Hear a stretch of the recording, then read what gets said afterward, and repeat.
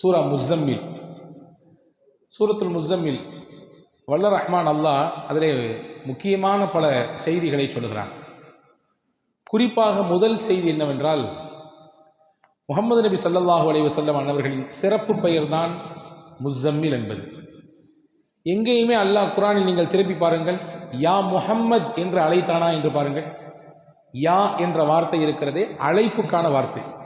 அரபியில் ஒருவரை அழைக்க வேண்டும் என்றால் அப்துல்லா அப்படின்னு கூப்பிடுறோம்ல, ஃபாத்திமா அப்படி கூப்பிடுறோம். இதே மாதிரி ஒரு அரபியில் ஒருவரை கூப்பிட வேண்டும் என்றால் யா அப்துல்லா, அப்துல்லாவே, யா முஹம்மத், முஹம்மதே என்று அழைப்பார்கள். அல்லாஹ் குர்ஆன் மொத்தத்திலையும் நீங்கள் ஃபாத்திஹாவிலிருந்து எடுத்துக்கொள்ளுங்கள் நாஸ் வரை எங்கேயும் அல்லாஹ் ரசூலுல்லாவை பெயரை சொல்லி அழைக்கவே இல்லை, யா முஹம்மது என்று அழைக்கவில்லை. என்ன காரணம் எழுதுறாங்கன்னா, முஹம்மது ஸல்லல்லாஹு அலைஹி வஸல்லம் மீது அல்லாஹ் வைத்த தனி மரியாதை, அவர்களுக்கும் நாயகத்திற்குமான அல்லாஹ்விற்குமான தொடர்பு, அந்த பிரியம், அந்த பாசத்தின் வெளிப்பாடு. ஒருத்தவரை அவருக்கு இருக்கக்கூடிய இயற்பெயரை விட்டுட்டு அவருக்கான சில அடையாள பெயர்கள் இருக்கும், செல்ல பெயர் இருக்கும், அதை கூப்பிட்டு அழைப்பதன் மூலமாக அவருக்கும் நமக்குமான நெருக்கத்தை அது வெளிப்படுத்தும். நம்ம வீட்டில் 4-5 பிள்ளைங்க இருக்கும், ஆனால் குட்டின்னு சொல்லி கடைசி பிள்ளைய கூப்பிடுவோம் இல்லையா? ராஜா என்று சொல்லி அழைப்போம், செல்லம்மான்னு சொல்லுவோம். என்ன அர்த்தம்? அதுக்கு வேற பேர் வச்சிருப்பாங்க. அந்த குழந்தையின் மீது நமக்கு இருக்கக்கூடிய பிரியத்தை அது வெளிப்படுத்துகிறது. நபிகள் ஸல்லல்லாஹு அலைஹி வஸல்லம் அன்னவர்களை பிரியத்தோடு அல்லாஹ் அழைக்கிறான், யா அய்யுஹல் முஸ்ஸம்மில், போர்வை போர்த்தி கொண்டிருக்கக்கூடிய நபியே என்று அழைக்கிறான். எதற்கு இந்த வசனத்திலே அல்லாஹ் போர்வை போர்த்தி கொண்டிருக்கக்கூடிய நபியே என்று கூப்பிடுகிறான்? இந்த வசனத்தின் பின்னணி என்ன என்றால், வரலாற்று ஆசிரியர்கள், திருக்குர்ஆனுடைய விரிவுரையாளர்கள் சொல்கிறார்கள், முஹம்மது ஸல்லல்லாஹு அலைஹி வஸல்லம் அவர்களுக்கு முதலாக திருக்குர்ஆனில் சில வசனங்கள் இறங்கியது. முதல் இறங்கிய அத்தியாயம் இக்ரா பிஸ்மி ரப்பிக்கல்லதி ஹலக், சூரா அலக்கினுடைய முதல் 5 வசனங்கள். இது ஹிரா குகையில் வைத்து, ஜபலே நூர் என்று சொல்கிறோமே, குர்ஆன் இறங்கிய இடம் இன்றைக்கு மக்காவில் இருக்கிறதே, அந்த குகையில் நபிகள் இருக்கிற பொழுதுதான் ஜிப்ரீல் அலைஹிஸ்ஸலாம் கொண்டு வந்து இறக்குனாங்க, கொடுத்தாங்க. அந்த குகையில வஹியை வாங்குறதுக்கு முன்னாடி சில குறிப்பிட்ட நாட்கள் நபி ஸல்லல்லாஹு அலைஹி வஸல்லம் அவர்கள் தனிமையில் தங்கியிருந்தார்கள். காபாவை அங்கிருந்து அல்லாஹ் எப்படி அந்த குகையினுடைய அமைப்பை அந்த இடத்துல ரசூலுல்லாஹ் தேர்வு செஞ்சாங்கன்னா, அங்கிருந்து பார்த்தா துல்லியமாக காபா தெரியும். காபாவினுடைய வியூ பாயிண்ட் ரொம்ப துல்லியமாக தெரியும். காபாவை பார்த்து கொண்டே அல்லாஹுவை தியானம் செய்து கொண்டிருந்தார்கள் பெருமானார் ஸல்லல்லாஹு அலைஹி வஸல்லம். 40 நாட்களினுடைய அந்த தொடர் தியானத்திற்கு பிறகுதான் நபிகள் ஸல்லல்லாஹு அலைஹி வஸல்லம் அவர்களுக்கு ஜிப்ரீல் அலைஹிஸ்ஸலாம் வந்தாங்க. இன்னும் சில அறிவிப்புகளில் இருக்கிறது, நபி ஸல்லல்லாஹு அலைஹி வஸல்லம் நபித்துவம் பெறுவதற்கு 3 வருடத்திற்கு முன்பாகவே அந்த ஜபல் நூருக்கு போயிட்டு வரக்கூடிய அந்த வழக்கத்தை, அடிக்கடி தனிமையில் போய் உட்கார்ந்து திக்ர் செய்வது, அல்லாஹ்வை தனிமையில் ஓர்மைப்படுத்துவது, இதை செய்து கொண்டிருந்தார்கள் என்ற குறிப்பும் இருக்கிறது. சரி, நான் சொல்ல வர செய்தி என்னன்னா, வசனங்கள் முதலில் சில இறங்கி இருக்கிறது. ஜிப்ரீல் அலைஹிஸ்ஸலாமை தன்னுடைய சொந்த உருவத்தில் நபி ஸல்லல்லாஹு அலைஹி வஸல்லம் பார்த்தாங்க. உங்களை மாதிரி என்ன மாதிரி தோற்றம் இல்லை. ஜிப்ரீல் அலைஹிஸ்ஸலாம் அல்லாஹுவின் வஹியை உலகத்தில் இருந்த ஒட்டுமொத்த நபிமார்களுக்கும் இறக்கியவங்க. ஆதம் அலைஹிஸ்ஸலாம் காலத்திலிருந்து கடைசியாக அனுப்பப்பட்ட முஹம்மது ஸல்லல்லாஹு அலைஹி வஸல்லம் காலம் வரை வந்த நபிமார்கள் அனைவர்களுக்கும் வஹியை கொண்டு வந்தது யார் என்றால் ஜிப்ரீல் அலைஹிஸ்ஸலாம் தான். நீங்க சாதாரண நினைக்கிறீங்க, வஹினா ஒரு தபால் மாதிரி தானே, ஒரு செய்தி தானே, ஒரு போஸ்ட் தானே, அதை கொண்டு வந்து கொடுத்துட்டு போயிடுவாங்க. அப்படி இல்லை. அல்லாஹ் சூரத்துல் முஸ்ஸம்மிலே இன்ன கௌலன் ஸகீலா என்று அல்லாஹ் சொல்கிறான். கனமிக்க வெயிட்டான வார்த்தை. அந்த வார்த்தை இருக்கிறதே, இறைவனின் வார்த்தை ரொம்ப கனமானது. எந்த அளவுக்கு கனம்னா, ஸைத் இப்னு சாபித் ரலியல்லாஹு சொல்றாங்க, ரசூலுல்லாஹ் ஒரு நாள் என்னுடைய மடியில் தலை வைத்து படுத்திருந்தார்கள். அந்த நேரத்தில் அவர்களுக்கு வஹி வந்தது போன்று நபிகள் உணர்ந்தார்கள். மேனியெல்லாம் வேர்த்தது. ரசூல் ஸல்லல்லாஹு அலைஹி வஸல்லமுடைய உடம்பெல்லாம் அப்படி வேர்வை பூத்து நிற்குது. அது மட்டும் இல்லை, நல்லா போய்கிட்டு இருந்த அந்த உறக்கம் திடீரென்று விழித்தார்கள். என் காலு வலிக்கிற வலியை பார்த்தா எனக்கு என்ன பயம் ஏற்பட்டு போச்சுன்னா, நபி ஸல்லல்லாஹு அலைஹி வஸல்லம் தலை இருக்கக்கூடிய அந்த பகுதி, அந்த எலும்பு அப்படி ஒடிஞ்சிருமோன்னு பயப்பட்டேன். உள்ள இருக்கிற எலும்பு சுக்குநூறாக உடைந்து போய்விடுமோ என்று அச்சப்பட்டேன். அந்த அளவுக்கு வெயிட். கொஞ்ச நேரத்துக்கு பின்னாடி எந்திரிச்சாங்க, வேர்வையை தொடச்சாங்க. ஜிப்ரீல் வந்துட்டு போனாரு, சில வசனங்களை கொடுத்துட்டு போனாலும் சொன்னாங்க. என் மேனியில், என்னுடைய உடலில் நாயகத்தின் தலை துண்டு மட்டும்தான் இருந்துச்சு. அதையே என்னால் தாங்கிக்க முடியலன்னா, ரசூலுல்லாஹ் அந்த வஹியை எவ்வளவு தூரம் அதை உள்வாங்குவாங்க, எவ்வளவு கனமாக இருக்கும் அது. அந்த கனமான வார்த்தைகளை கொண்டு வந்து தரக்கூடியவர்கள் தான் ஜிப்ரீல் அலைஹிஸ்ஸலாம். அதனால அவங்க தோற்றமே வித்தியாசமானது. அவர்களின் தோற்றம் எப்படி இருக்கும் ஹதீஸிலே வந்திருக்கிறது. ரசூலுல்லாஹ் உண்மை தோற்றத்தில் பார்த்தார்கள், அவர்களுடைய இயற்கை தோற்றத்தில் வானத்திற்கும் பூமிக்கும் இருந்தார் ஜிப்ரீல். அதை பார்த்துட்டு தான் ஒரு விதமான ஒரு கலக்கம், ஒரு விதமான பதட்டம் நபிக்கு. அப்படியே வந்தார்கள் ஹஸரத் சையதத்துனா ஹதீஜா ரலியல்லாஹு தஆலா அன்ஹா இடத்துல. அப்பதான் சொல்லிக்கிட்டே வந்தாங்க, ஜம்மிலூனி, எனக்கு குளிர் வர்ற மாதிரி இருக்குது, ஜுரம் அடிக்கிற மாதிரி இருக்குது, காய்ச்சல் வர்ற மாதிரி இருக்குது, என்னை போர்த்துங்களேன் அப்படின்னு சொன்னாங்க. ஹதீஸிலே வந்திருக்கிறது. அதற்கு பிறகு ஹஸரத் ஹதீஜா அம்மா முதல்ல அவங்களுக்கு ஆறுதலாக சொன்னாங்க. பொதுவாகவே கணவன்கிட்ட மனைவி சில விஷயங்கள் சொன்னாலும் அல்லது மனைவிட்ட கணவன் 4 வார்த்தை ஏதாவது சொன்னாலும் முதல்ல ஆசுவாசப்படுத்தணும், நிதானத்துக்கு முதல்ல அவரை அடைய வைக்கணும், அந்த அம்மாவை முதல்ல நிதானப்படுத்தணும், அதுக்கு அடுத்து மற்ற விஷயங்கள்லாம் சொல்லிக்கலாம்.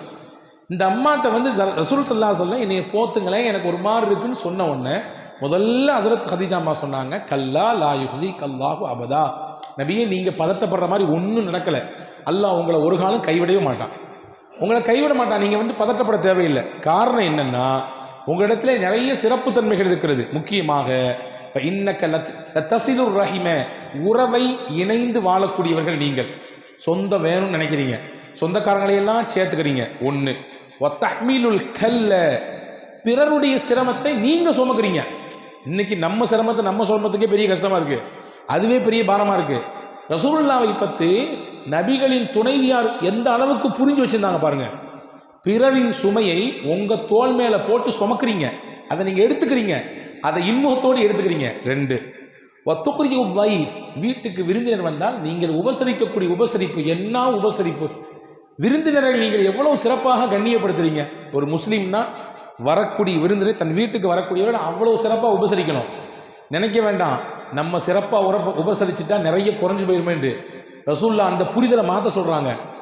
நீங்க நினைக்காதீங்க உங்க வீட்டுக்கு விருந்தாளி வந்தா நம்மள்ட்ட இருக்கக்கூடிய காசு அல்லது சாப்பாட்டுல பெரிய பகுதி காலியாக போகுதுன்னு நினைக்காதீங்க.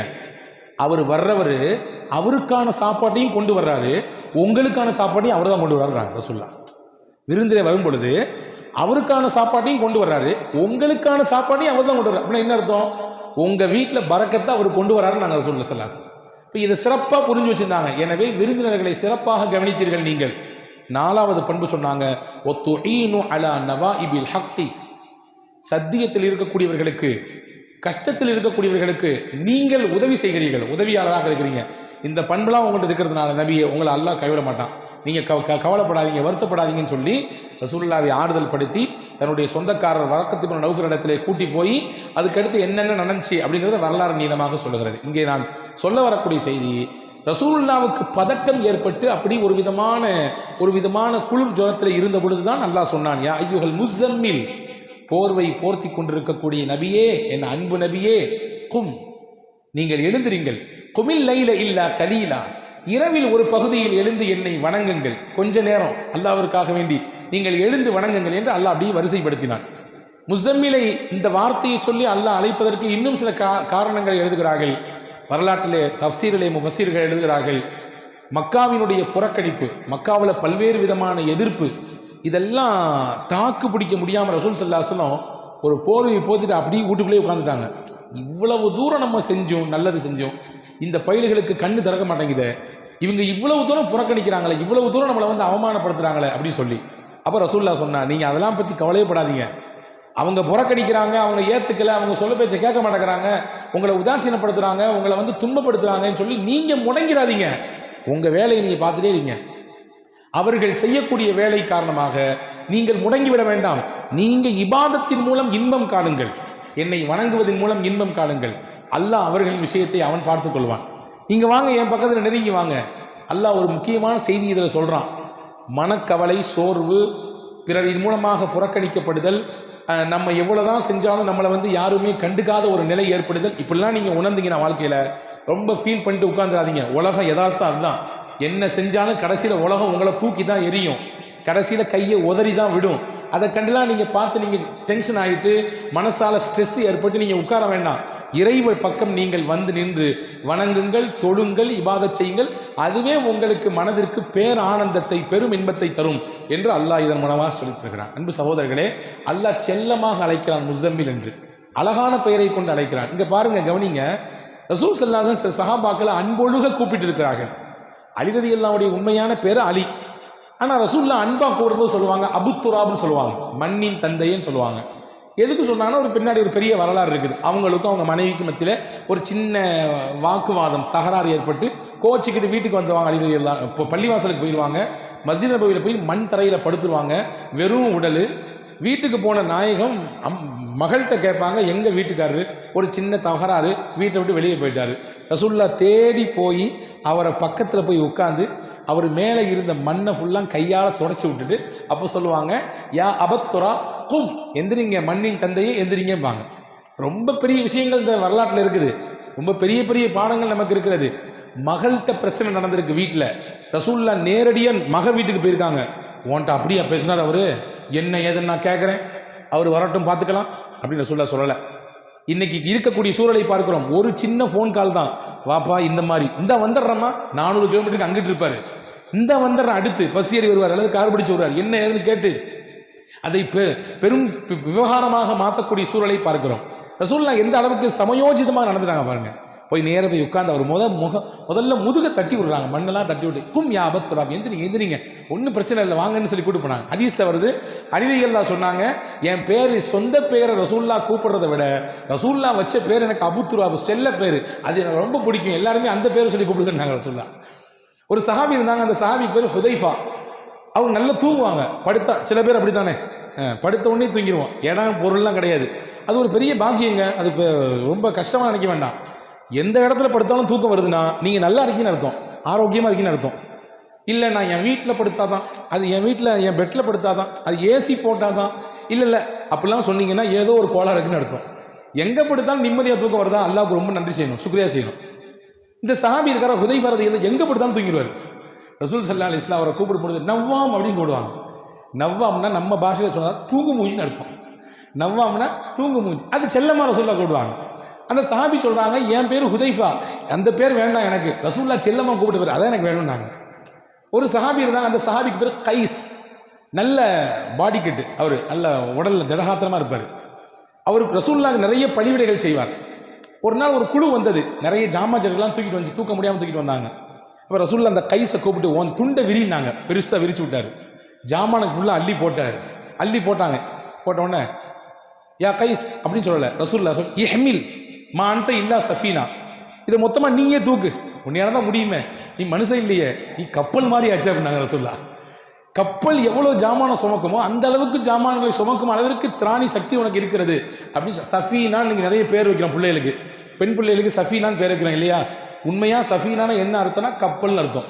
இந்த சஹாபி சொல்கிறாங்க, அன்னைக்கு நான் மொத்த ஜாமானி உண்மையிலே தூக்குனேன்.